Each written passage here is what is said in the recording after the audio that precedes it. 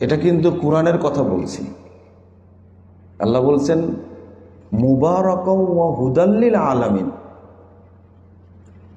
এখানে এসে আপনি হেদায়েত পাবেন, এটা আল্লাহ বলে দিয়েছেন। একজন ভাই, আমি নাম বলবো না,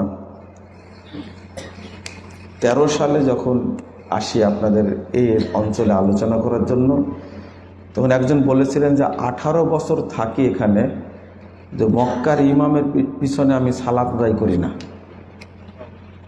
কেন? আচ্ছা, এরা সব কাদিয়ানি না হলে ওহাবি। বাঙালি, তিনিও একজন বাঙালি। তাহলে একটা বক্তব্য আছে এই মর্মে, আল্লামা দিলওয়ার হোসেন সাঈদী রাহিমাহুল্লাহ, কথাটা তিনি এত কড়া করে বলছেন, বেটা মৌলবী, তুমি হারামাইনে যাও কিন্তু ইমামের পিছনে সালাত আদায় করার ভাগ্য হয় না।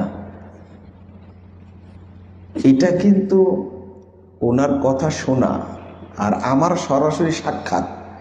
নিজে বলছেন আমি 18 বছর একদিনও মক্কার ইমামের পিছনে সালাত পড়িনি, অথচ নামাজি।